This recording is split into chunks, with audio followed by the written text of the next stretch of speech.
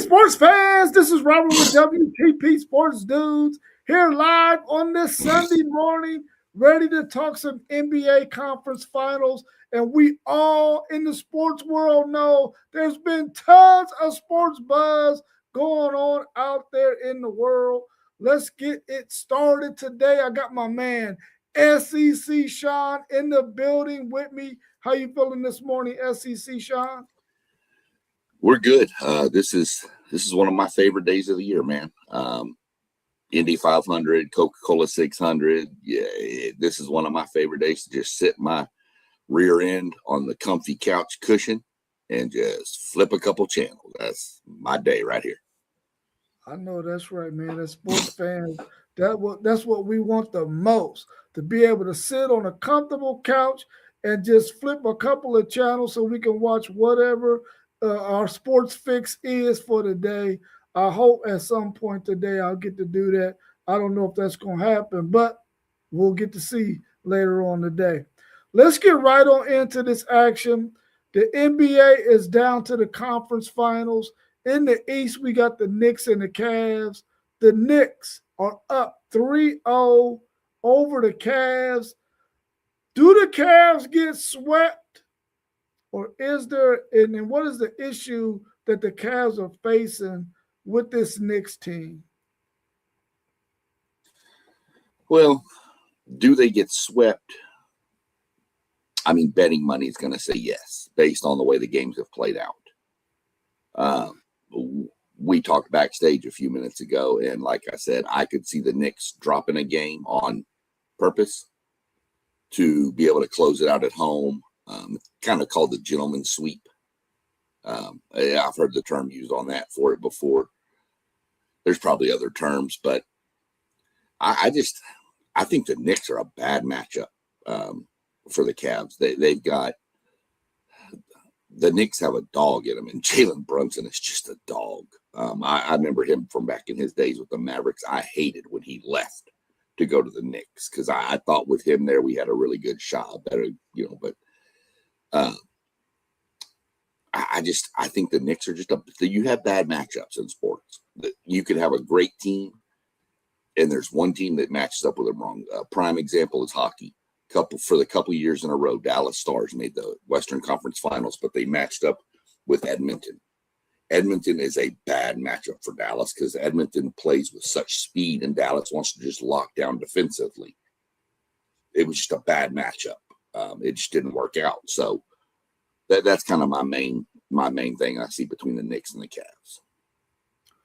Yeah, I'm thinking that the Cavs are going to get swept.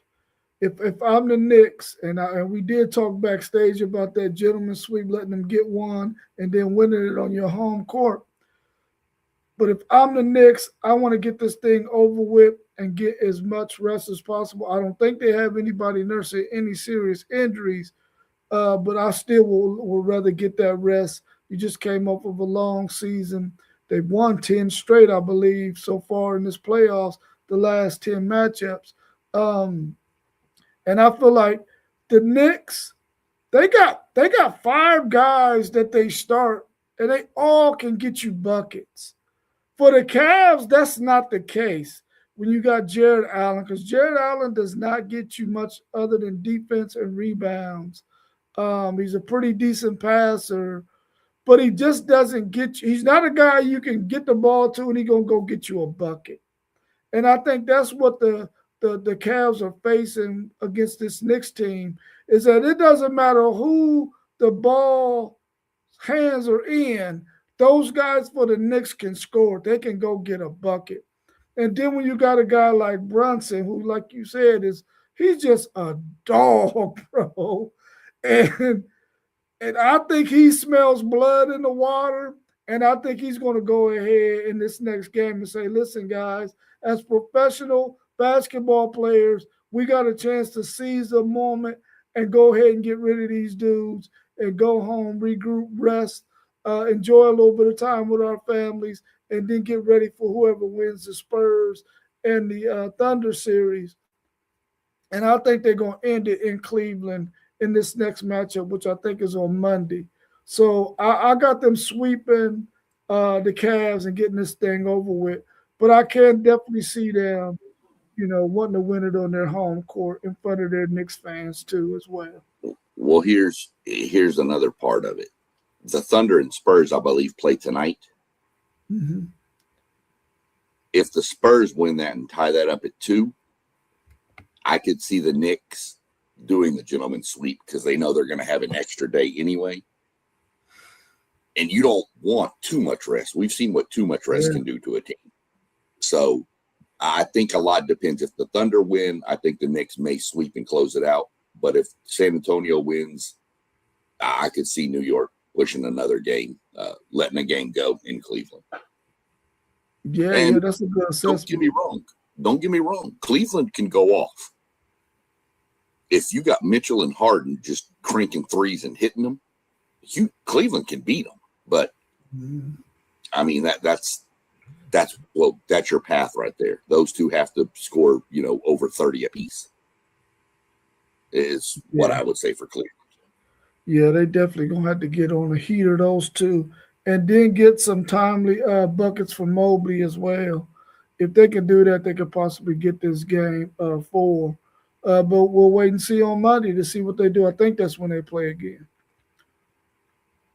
Let's talk a little bit about that Thunders and Spurs series. Thunders and Spurs play today with the Thunder up 2-1. Will the Spurs even the series?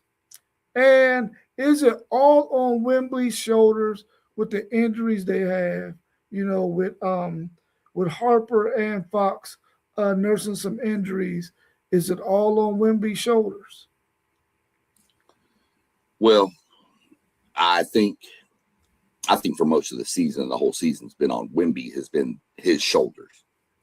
The others have just kind of filled in as, needed when he was down or whatever the case may be. So being the superstar, that's always on your shoulders. But with the injuries, I mean, his role has to get bigger to offset. I don't want to say their shortcomings, but if they're not up to 100%, there's going to be shortcomings in their game, and he has to be able to pick up that slack. Can he do it? Of course he can. He's one of the best players in the league, if not, the best, right now. So, but you also have to remember that this is a very playoff seasoned Oklahoma City team. They've been there. They've done that, defending champions. So these are the two teams I think most people expected in the Western Finals, to be honest. I think most people had the Thunder and the Spurs in there based on the regular season.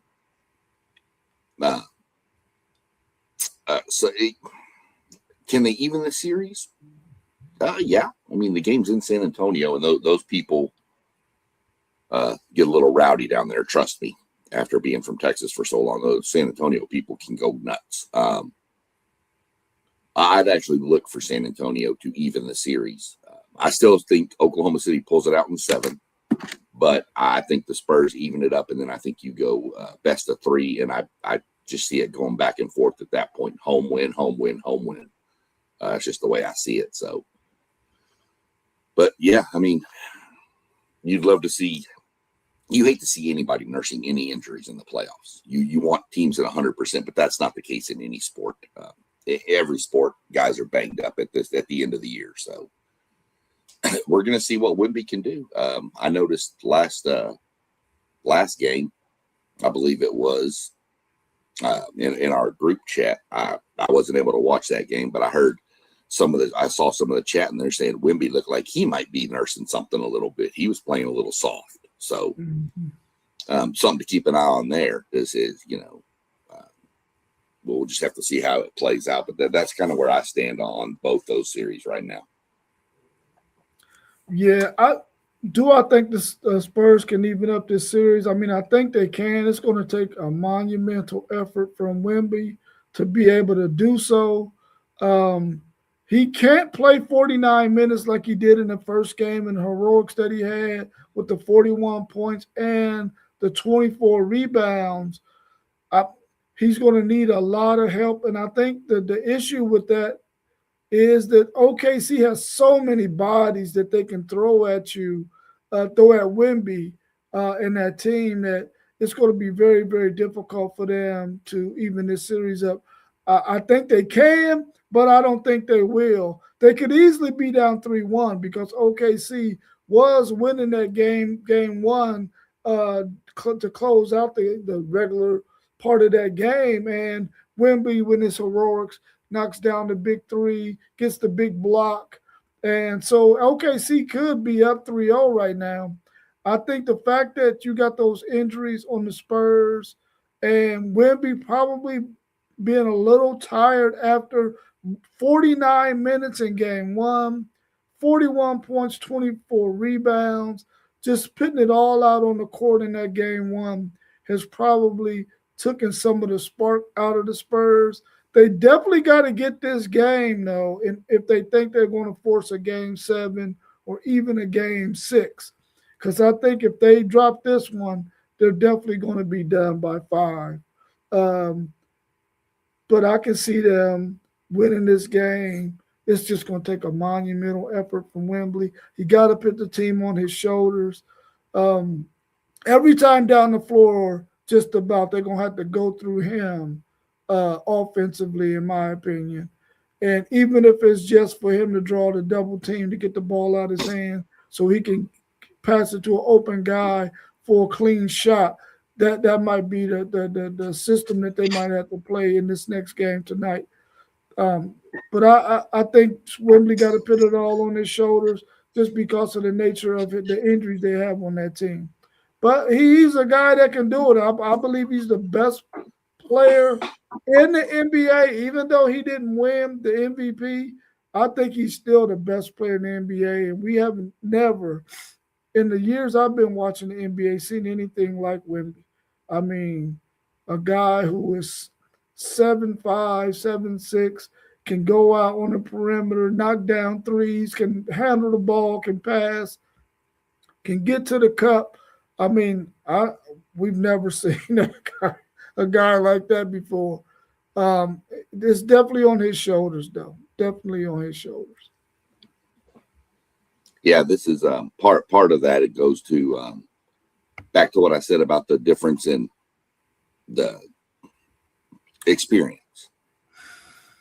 You know, you got your superstar playing 49 minutes, which I get he needs to in a double overtime game. And you know, I hate to tell y'all, but that's a lot of basketball that's been played. 82 games plus the playoffs. Those legs got to get a little tired at some point. Mm-hmm. So I think that's where Oklahoma City's management of being through a playoff finals run before kind of helps. Hey, we got to get this guy off the court 5 extra minutes this game or something for he's got to be able to get his legs back going. So, but you know, we'll see how it plays out. I still have it 7, so we'll see what happens. Yeah. Time will tell. Let's move our attentions to college football. If the CFP goes to 24 teams, should the first and second round home games be bowl games on the higher ranked team's field to preserve bowl season?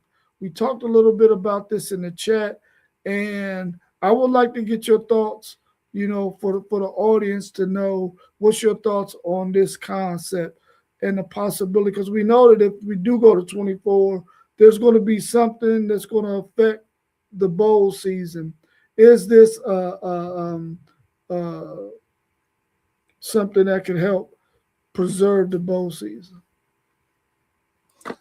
Well, we'll start with this. I know y'all talked about it a little bit on yesterday's stream. I was a little busy, so I couldn't get on, but I did catch I caught the stream.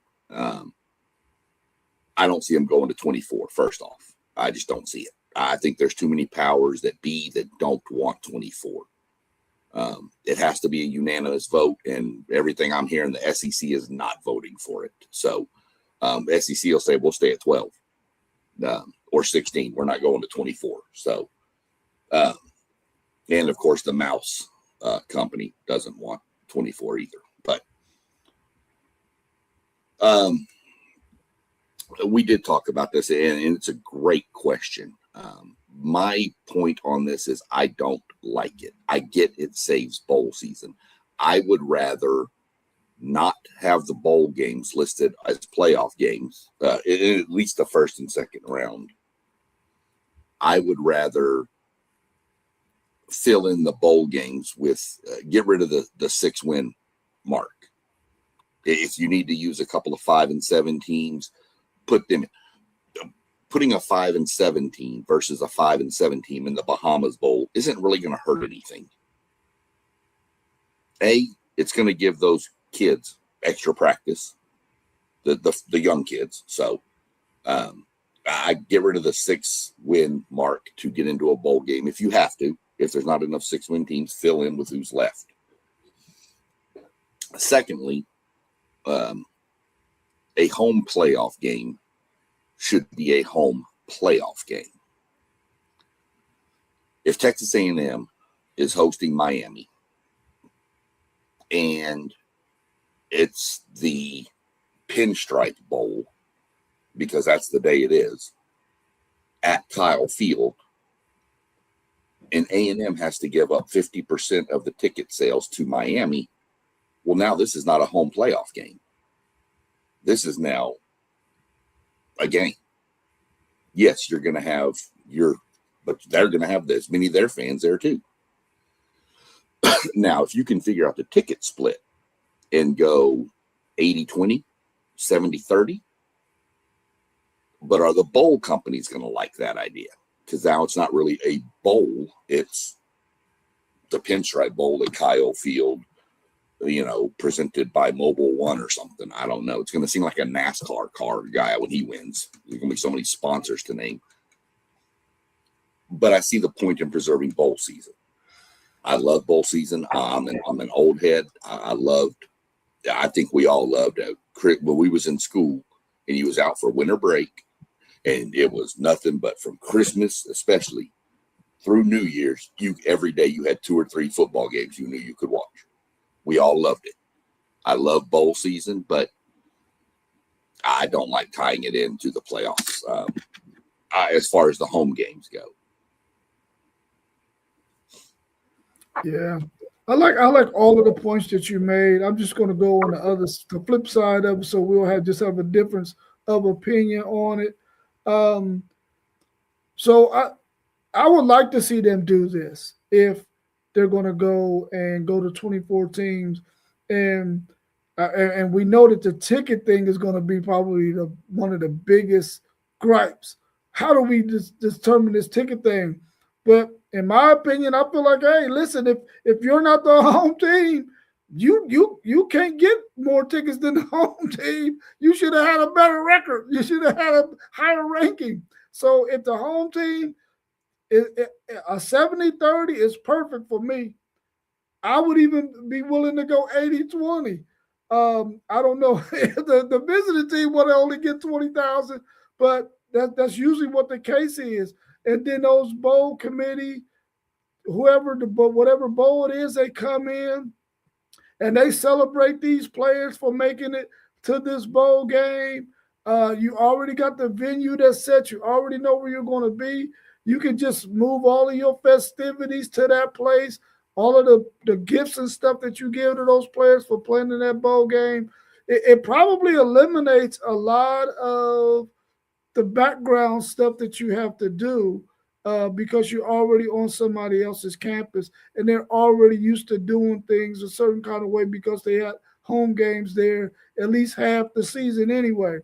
So I like it. I think it will help to preserve bowl season because, like you, I looked forward to watching college football during winter break. I still look forward to watching it during winter break as an educator, and I don't ever want that to go away. Even when they're small bowl games, I just want to see college football. But I really do like that idea that if it's a 5-17, I don't mind who it is. I want them to get that extra practice. I want them to be able to get celebrated for playing the game of college football. And if we can get more teams in bowl season, then I'm all for it because it shouldn't be always about the quality of the game as much as it should be about the development of these young people and allowing them to have an opportunity to be celebrated. And that's what happens at these bowl games. So when these bowl games take place, those players get celebrated for being there at that bowl. Well, So I'm all for that. go. Let me throw this at you now. This is kind of on the 5-7 thing. How many years have we seen a team go 5-7 that we thought was going to be a top 5 team? Mm-hmm. But an injury or 2 or 3 happen, or something internal happens and it just spirals. Clemson last year just spiraled. LSU spiraled. But that would give the coaching staff a chance to bring in and play some of the freshman kids. Just because we all know bowl games, a lot of people sit out anyway. So to me, there's that. Now, going back to be the argument against your argument for the bringing everything to the certain cities, you have to be careful with who gets the host spots in these playoffs. Some cities may not be able to handle that much traffic. Yeah, that's true too. Now, Texas A&M has a massive campus and a massive stadium, but the city's very small. Something like think of a Georgia Tech hosting. It's a very small little area. Now, I know, it's in a big city, but the college is smaller. Like the stadium is smaller. Vanderbilt's small. Can the city handle that much traffic coming into it? That's another thing you have to look at. Where are these games going to be versus what is the city like? Now, I'm sure with enough prep time, you could make it work logistically. But that's another that kind of crossed my mind after our chat yesterday was some of these, places might not be able to handle the amount of traffic coming in for a full bowl game, especially if it happened, which it wouldn't be. It'd be one of the smaller type bowls. But think if it was something along the lines of the size of, say, they named the Peach Bowl, and they brought everything that goes with the Peach Bowl into College Station. That's going to overrun Bryan College Station real fast. Mm-hmm. So that would be the thing I would have to watch is who's hosting. So. Yeah, that's a really good point, SEC Shannon. I didn't even think about that because if you're not in a major city and you don't have the hotel capacity to be able to house all of these people who are going to be coming to this game, and they gotta go to the nearest big city that might be able to accommodate them, that could be 100 miles. That could be an hour and a half drive just to get to come and see your team play. Now, as fans, we will do that because we're fanatical like that. But it's still inconvenient, man. It is super inconvenient to have to. You want to go see your team, but you gotta stay an hour and a half away in order to be able to do so. So that's a really good point. Right, because I'm going to use College Station. That's my city I know the most about, and down there for football with Texas. So you're bringing all these people in. Let's say we go an 80-20 split, so A&M and Miami, and you get 30,000 people or 20,000 Miami fans, plus the 80 to 90, 85,000 A&M fans. Let me tell you something. If you've never been to College Station, Texas, there are people going to have to go stay. It's in the middle of Texas. Okay, you're an hour-ish to Waco. You're an hour and a half to Austin. You're an hour and a half to Houston. All these fans are going to have to be staying in those cities because there ain't enough hotels in College Station to handle them all. Not when you start adding in the people from the bowl game, the commentators, all the crew for the film and everything. So that's one thing you have to watch. That's why I really don't even know that College Station can handle a bowl game, to be honest with you, due to the hotel capacity. It would have to shift to, San Antonio has one, Houston has one, Dallas Fort Worth, but Dallas Fort Worth has so much. It's just there's too much need for hotels in cities like that. Columbia, Missouri would be another one I could mention. There's no way they have the hotels in Columbia, Missouri or Columbia, South Carolina to handle a bowl game. Yeah. Yes, we know, Rob. Austin has the ability to do it. We know, Rob. You don't have to bring up Austin. Yeah, for sure. For sure. Big Dog Sports 18. We totally agree with you. We feel like 24 is way too much too, and we don't want it to go to 24. But we just wanted to entertain that question. But we appreciate you being in the chat. Make sure that you subscribe. And it's a plethora of us who do this channel, but we all got our own individual channels, and it's scrolling across the bottom. If you want to support us and subscribe to those channels that's rolling across the bottom. But we appreciate you being in. And we agree, it's not basketball. 24 is way too many. We don't even think it's really going to ever get to 24. We believe it's going to stay either at 12, maybe get to 16, but that will be it.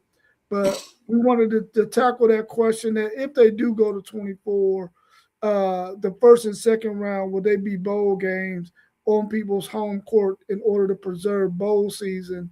And so if you want to drop your thoughts on that, the hypothetical, if it did go to 24. Let's tackle this next question. Should the collective bargaining agreement be looked at to redistribute the money differently instead of equally? Right now, every school is getting this 20.8 or 20.5, whatever that amount is. And I think we have some teams and some coaches and some universities out there that are saying, listen, we're one of the bigger brands. We bring a lot of money into this pot that's being distributed to all of these places. Should we be getting the same amount of money? And I'll take Texas, for instance, since I'm a Texas Longhorns fan.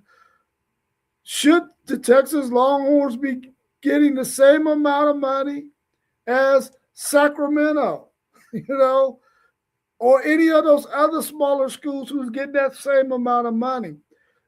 In my opinion, and I'll let you go first, SEC Sean, I think they should revisit it, in my opinion. Well, okay. You think it should be done differently, right? You think the bigger schools should get a bigger piece of, okay. So I'm going to play devil's advocate with you, because obviously we both are fans of massive schools. You a Longhorn, I'm an Aggie. I think it needs to stay equal, and here's why. Those other schools, San Jose States, people like that, Fresno States, things like that. What are their media rights? What's the University of Texas media rights? It's pretty large. What's the amount of donations coming in from boosters to the University of Texas? What's the amount of money coming into boosters from Fresno State? Indiana didn't start getting good till they started getting boosters named Mark Cuban involved. Texas Tech was mediocre until they got Clay Campbell involved. So these bigger schools have more donors to be able to pump money into it. Texas A&M, I mean, we've got the founder and owner of Buc-ee's. You think that dude don't have some money to throw at the school? Yeah, okay. Numerous veterinarians. I mean, y'all got numerous doctors and lawyers and stuff coming out of Texas. I mean, Oklahoma State has T. Boone Pickens money. SMU has Ross Perot money. I mean, these bigger schools have the financial ability to withstand it. This 20.8 for Fresno State is like you or I hitting the lottery for $1 billion, hitting the Powerball. That's what 20.8 feels like to them. Oh, we got money to spend. We can go get a quarterback, a defensive back, a lineman, and we can compete in our level of football. They can't compete with the Big Ten SECs, Big 12s, AC. They can probably compete, but they're going to get beat. But that's why I think it needs to stay equal, because it's not equal anyway when you add it all in, when you add in media rights. I mean, each school from the SEC, I think last year's annual got like well over $200 million each from all the different stuff they earned for media rights and basketball revenue and football revenue and all this from playoffs and all. They got tons of money. These other schools didn't. And I'm not harping on Fresno State. Please don't anybody that's a Fresno State alumni or fan try to hunt me down and come after me, please. I'm not knocking your school. It's just the first one that popped into my head. So that's where I'm going to stand on it. Is I think it needs to stay equal because the big schools have enough to supplant what they need. I mean, the proof is in the pudding, Rob. We know this. I mean, 20.8 million. Y'all Arch is getting about what, 5? Let's just say 5. Okay, so you got 15.8 to distribute between the rest of them. You're going to tell me, yeah, there's plenty of money coming in to pay for the rest of them. Cam Coleman, the 2 running, all that stuff. Y'all got plenty of people that are pulling out their checkbook and writing a check. And not to mention NIL deals for these Lamborghinis and Ferraris and all these different car dealerships that are like, oh, okay, yeah. So I think it needs to stay equal. That's my take on it. And I'll let you can debate the other side.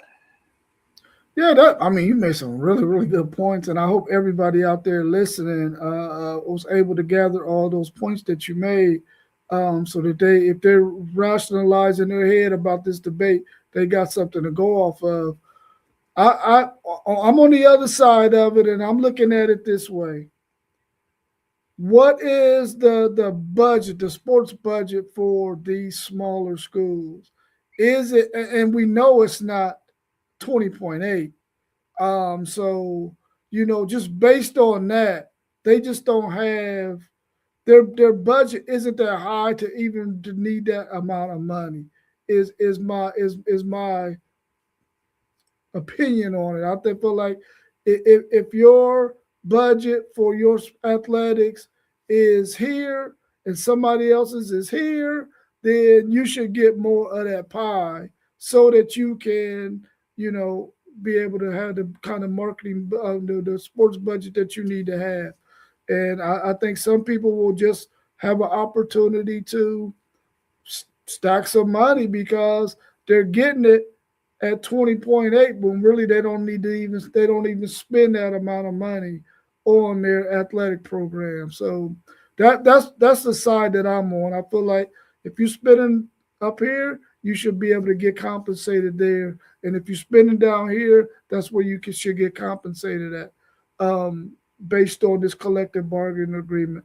But I want everybody to be able to get equal, but sometimes it ain't about equal. It's just about fair. And I think that if you're bringing in the most money, you got the higher budget, then you should get a bigger piece of the pie, especially when you're bringing in the majority of the money.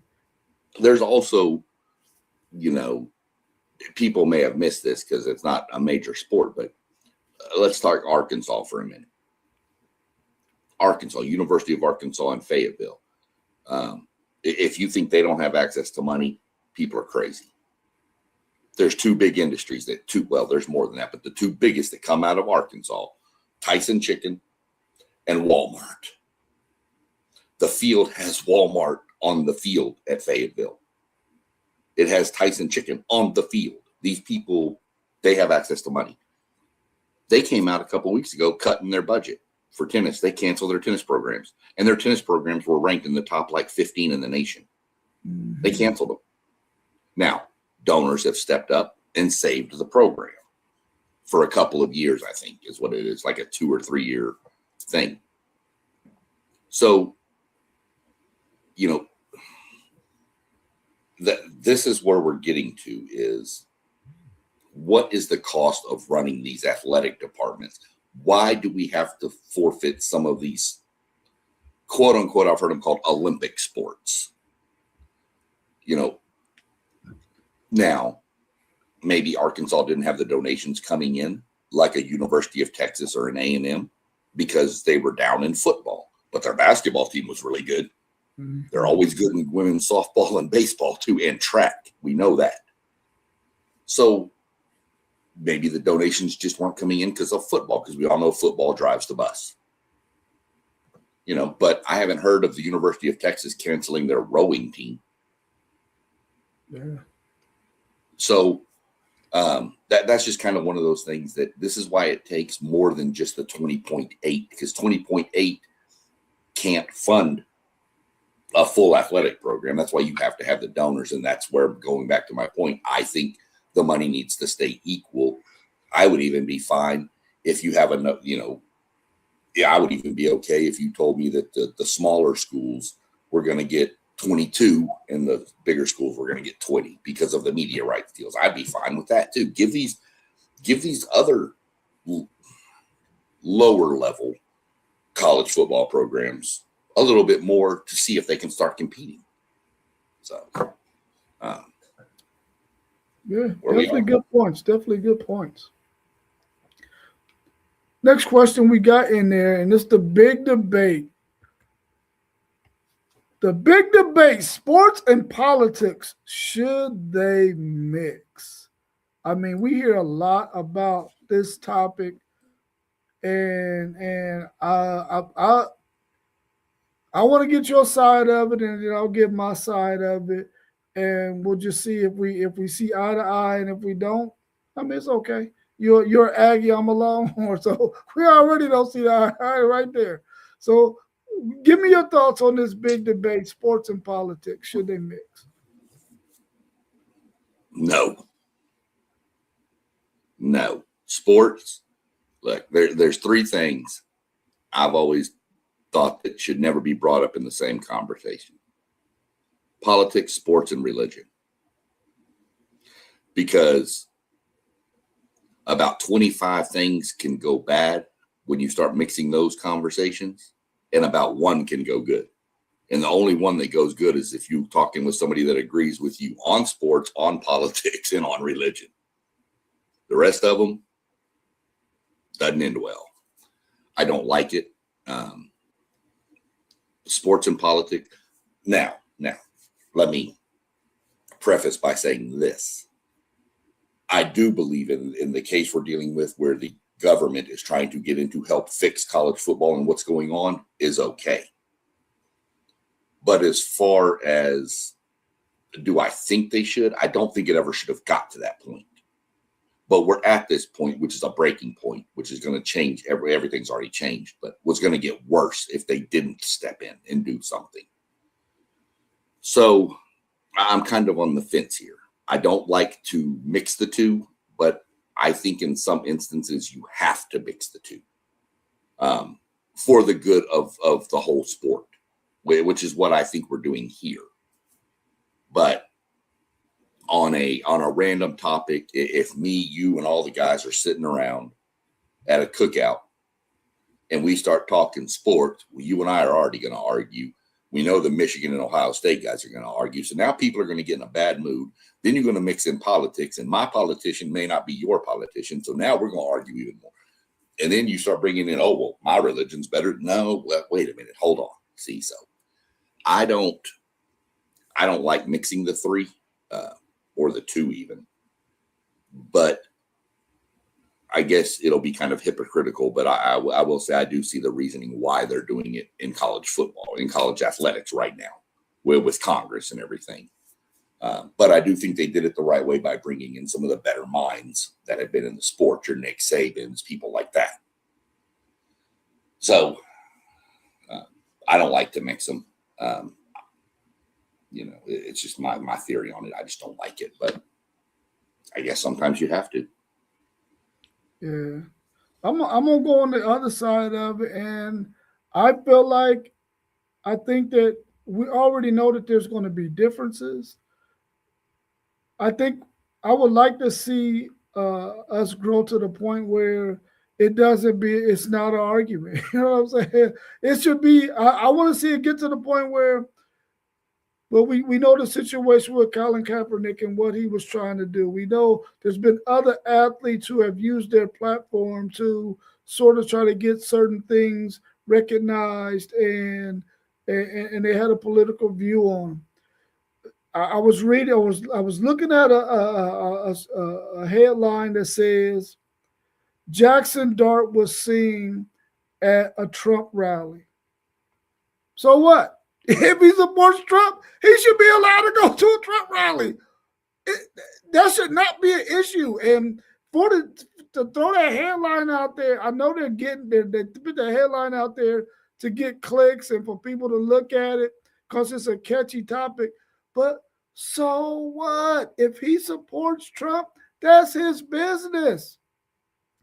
You know what I'm saying? He should not be looked at negatively, or he should not be looked at higher than he should be just because he is or isn't with a certain candidate. I feel like if we got two candidates, if you like one over the other, that should be fine. Nobody should get bent out of shape at the fact that you like the other candidate. I mean, like for instance, you and I, you like the Aggies, I like the Longhorns, and we get along just fine. Yeah, we're gonna go back and forth and say what we say, but at the end of the day, SEC Sean and Robert are going to be cool regardless of the fact that we like opposing teams because we got the kind of mindset that, man, that ain't no big deal. That's just sports. And it should just be politics or it should just be religion, you know. And we got to get to the point where our mindset is, man, listen, everybody is entitled to feel the way they want to feel, support who they want to support. And it should not bend anybody out of shape because they do. I'm not going to dislike anybody because they choose somebody over somebody else. If that's what you want to do, that's fine with me. That does not make you a bad person. You know what I mean? So I'm okay with it. I think sometimes in sports, you got to use your platform politically. And I think in the case of politicians having to get involved in this college football mess, I'm all for that because it is needed. We got to get this thing fixed because we all know it's a mess. And if our higher powers, the people that we elect to handle problems within the country, are there for that reason, man, you better step in here and do it. And I think that it's their duty to do that because it's a mess. And that mess needs to be fixed. And that's why we got people in the government. So I'm okay with it either way. But if somebody wants to mix sports and politics, we can have that discussion. We can have differences of opinion, but it should not change the way we feel about each other. If you started off cool, you should stay cool. And if you didn't start off cool, you should find the reality that people are going to be different. They're going to have differences of opinion, but that does not mean you should dislike them. Because I guarantee you, if you get to know them, you're going to like something about them enough that their political views, their sports teams or whatever, it won't even be no issue because deep down inside, they're going to be good human beings, even if y'all have a difference of opinion on religion, on sports, or on politics. Yeah, I mean, that's a fact. I mean, I'm going to drop it to a different level here real quick about the whole Jackson Dart thing. I totally forgot about him until you mentioned it. I saw it pop up yesterday, but I just didn't cross my mind today. I'm going to kind of soapbox for a second. We're talking about debating things about somebody who voted for or supports one certain person or doesn't support this person. Y'all realize we're facing Memorial Day, which is to honor the people that gave the ultimate sacrifice to give us the right to support who we want to. It gave me the right to support Texas A&M. It gave Rob the right, wrong as it may be, to support the University of Texas. But we have these freedoms. We can say things. We can do things because of those people. We all have our own people we support. There's people on our team at WTP Sports Suits. We have Michigan guys. We have Ohio State guys. We have Notre Dame guys. We have Florida State guy. We have Duke lady. And Notre Dame, I guess, Duke and Notre Dame lady. We have Doug, who's a Longhorn fan, who's a really good friend of mine. It just proves that Aggies and Longhorns can get together. But,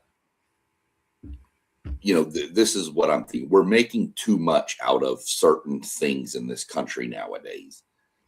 If I support candidate A and you support candidate B, and I go to a rally for candidate A, and you see I went to this rally for candidate A, I don't think you're going to leave me off the WTP Sports Suits team. Not at all. Okay. Again. So that's kind of where I am. There's more important things in this world than where did Jackson Dart go to support what candidate. So speaking of which, I just kind of threw up in my mouth a little bit because we're cleaning up for our great move coming up later this year. And I came across this.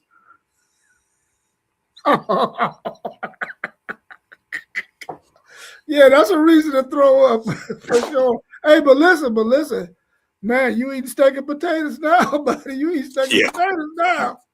Yeah. So, I saw that and I went, well, I could have done without that this morning, but whatever. Yeah, let's end our show on some talk about Kyle Busch and the tragedy that happened to the NASCAR, or the race car driving world. I mean, he expands beyond, NASCAR and Formula One and Indy and all of that.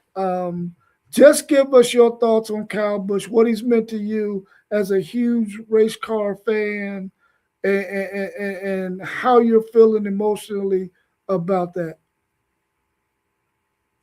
Let me say this too, that if you want to know more about Kyle Busch that I'm going to get into today, I'm going to plug. I did a show on my channel, which I shared it to the WTB everything, but it's called Remembering Kyle Busch. You can, if you want some more info, you can go watch that. I will come out and say now that we have had a cause of death released on Mr. Busch, he had a sinus infection, which turned into pneumonia and went septic. So that's all I'm going to get into. That's all the family's released. I'm not going anymore. You're going to see these stupid videos online. Please ignore them when you see them. And it's him talking about, by the time you see this, I will be gone. Bullshit. He was sorry. He didn't say that. That's not him. That's AI stuff, and I hate it, and it's garbage. And I'd like to find the guy who did it and take care of him myself. But another subject. I can't stand stuff like that. Kyle Busch was probably one of the most phenomenal racers I've ever seen.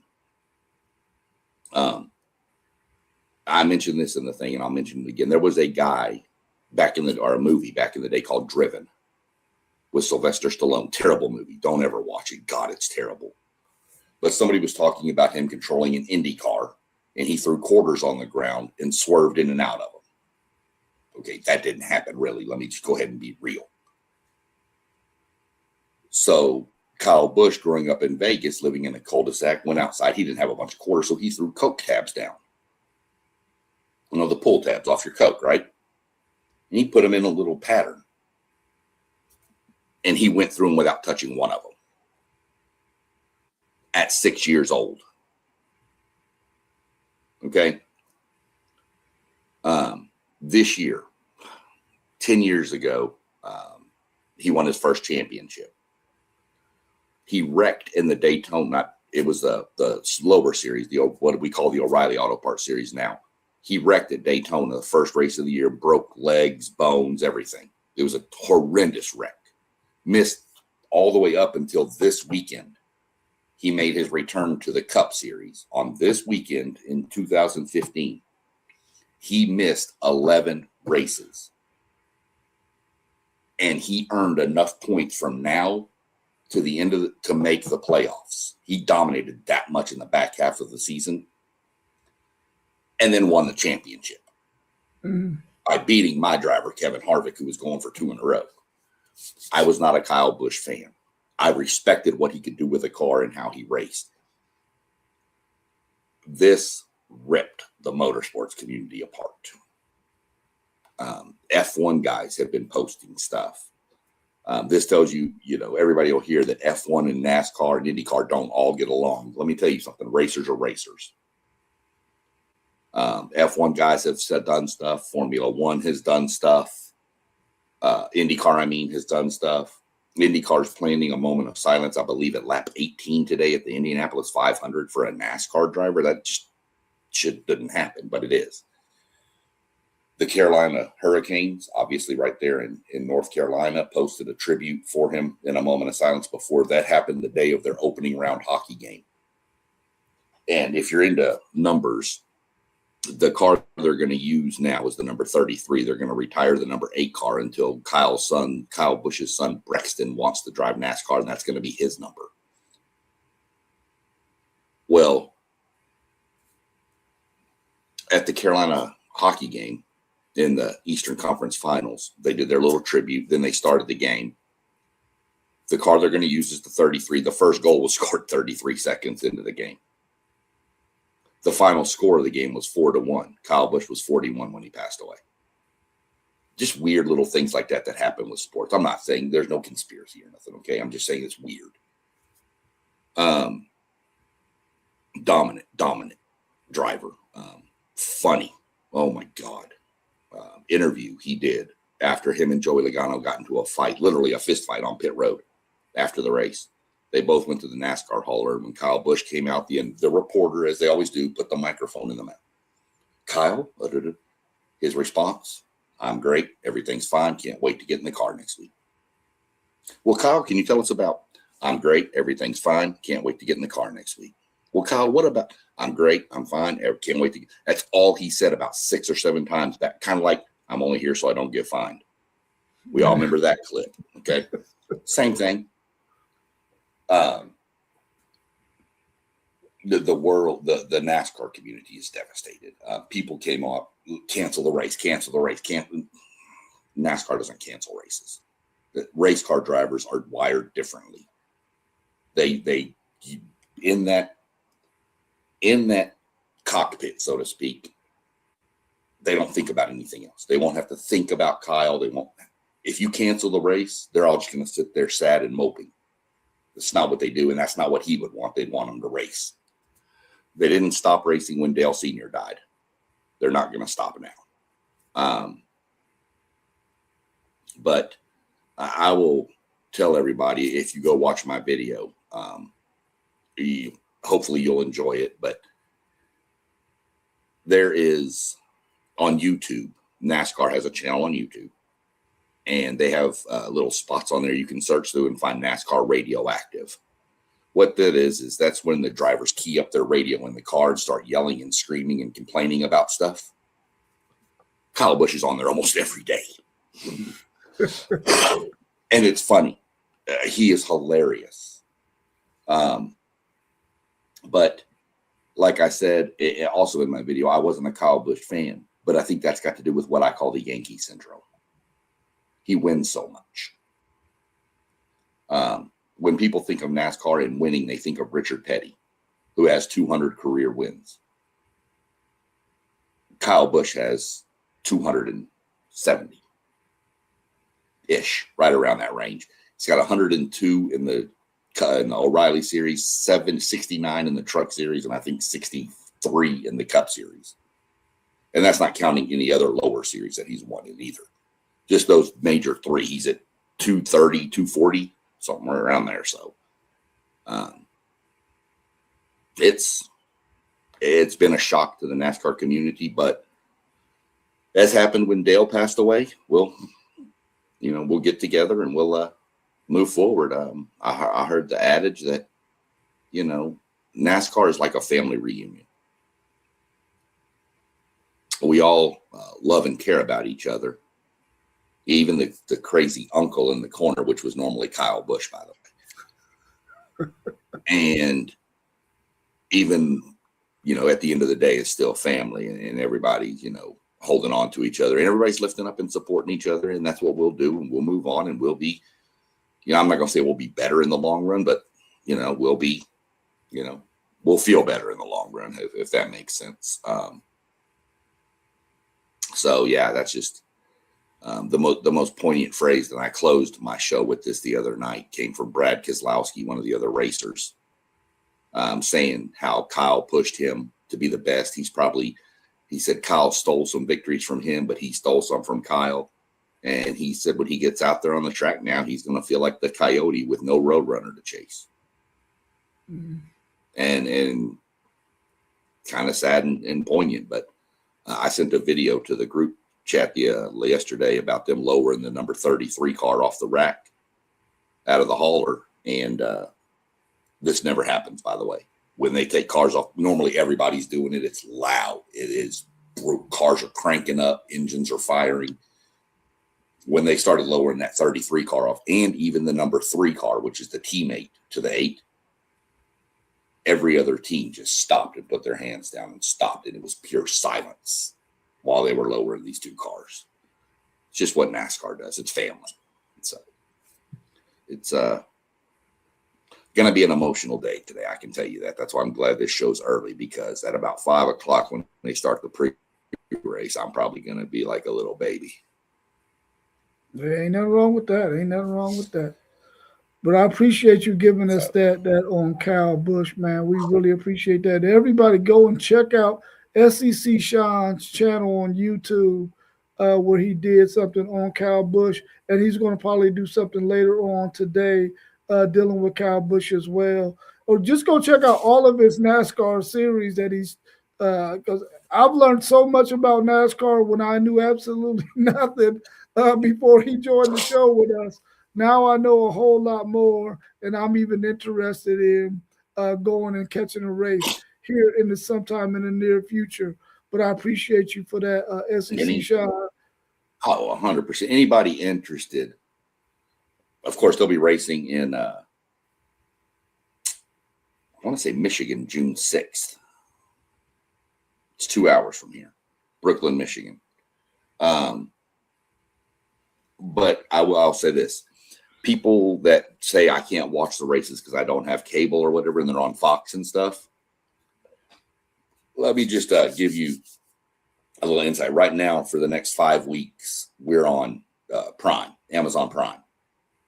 So if you have Amazon Prime, which I'm going to go ahead and assume probably 95% of the people watching this have Amazon Prime.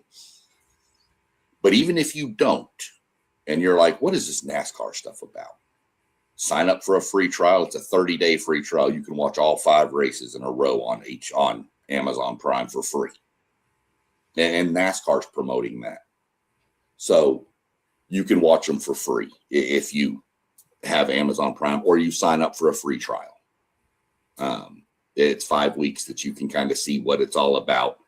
Like Robert said, I appreciate the plug, but if you're not sure what it's about, go hit up my channel. There's a NASCAR for Beginners series all on there. I'd start, if you're going to go look at it, I'd start probably around series 3 or 4 on the series, because the first one's more of the history of NASCAR. You can watch them all, and I'd appreciate it. But if you want to know more about what goes on, start about there. But, I appreciate you letting me talk about Kyle a little bit. It's been a rough couple of days. But again, as it is when anybody passes away, whether it's a family member, friend, whatever, baby steps. Put one foot in front of the next every day, and every step gets easier to take. So something I live by. So appreciate the couple of minutes there just to kind of ramble about him. He was one of the giants. Think of Kobe passed away. Somebody brought this up in our chat when Kobe passed away, how it affected basketball.